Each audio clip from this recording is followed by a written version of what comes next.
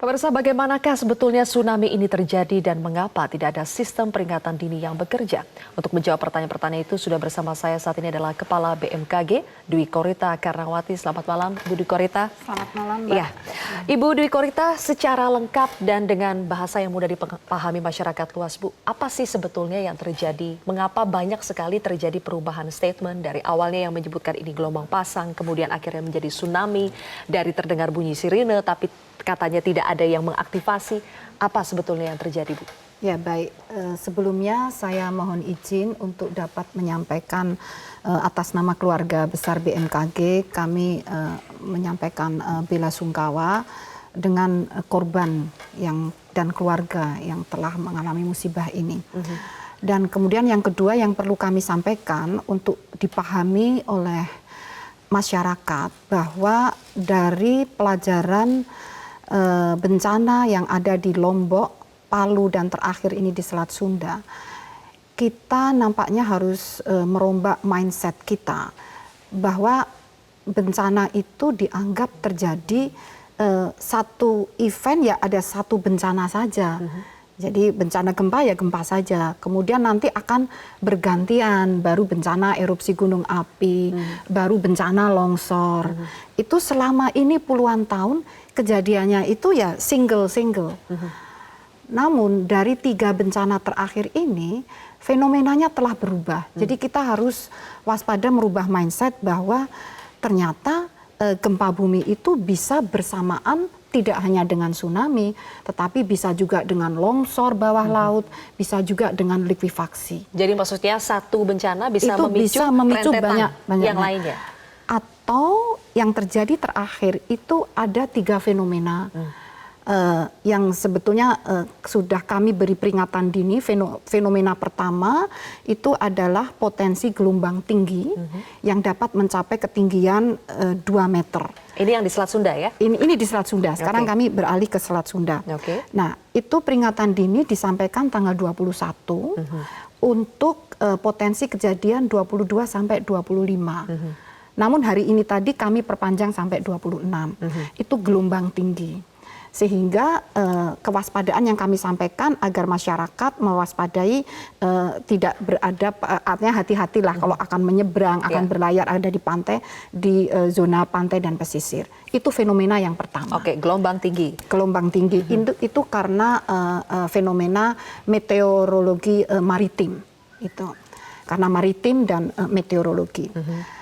Dan yang kedua itu adalah fenomena terjadinya saat itu kami pasang sensor itu semua, sensor gempa.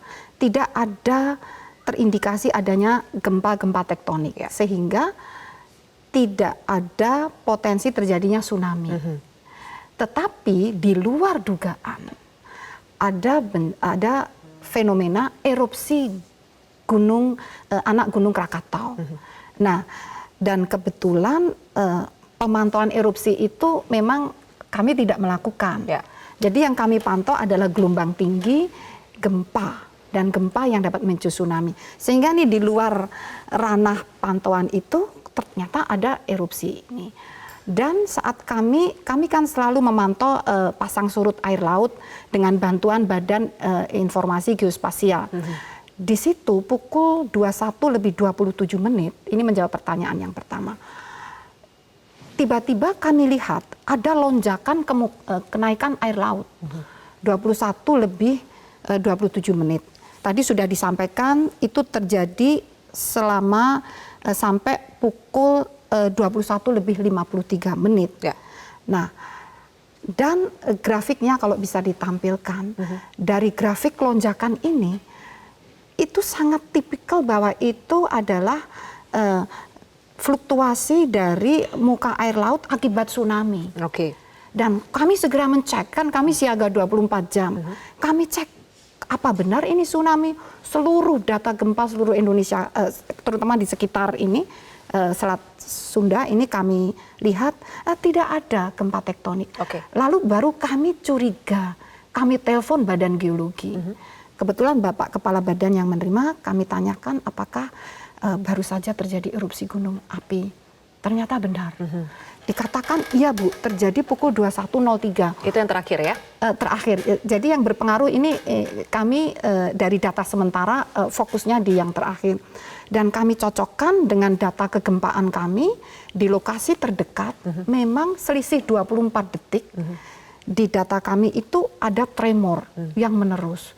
Sehingga kami curiga, ini tsunami berarti korelasi dengan ini. Sehingga kami segera koordinasi dengan Badan Geologi, maka kami segera menyiapkan berbagai data untuk meyakinkan apakah itu benar tsunami.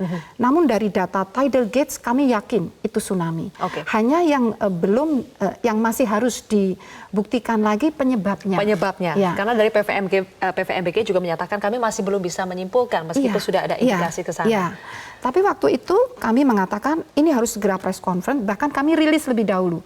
Kalau menunggu press conference kan agak lama, jadi rilis segera kami keluarkan sekitar pukul 11. Karena ketahuan tsunami itu, kan ini udah pukul 9.53, sudah mendekati pukul 10, dan kami harus berkoordinasi dengan Badan Geologi. Maka segera kami keluarkan rilis itu tsunami, dan masyarakat harus, memang sebelumnya, sehari sebelumnya sudah diminta waspada gelombang tinggi. Karena ada gelombang tinggi, fenomena gelombang tinggi. Jadi ini kan ada dua fenomena, bahkan sudah 3. Ada gelombang tinggi, bahkan ada Purnama Parigi, itu memang benar-benar terjadi. Jadi itu bisa saling menguatkan dan diperkuat dengan adanya gelombang tsunami. Baik. Bu Dwi Korita, kita akan lanjutkan kembali ya penjelasan Anda, tapi kami harus jeda sejenak pemirsa. Breaking News Metro TV akan kembali sesaat lagi.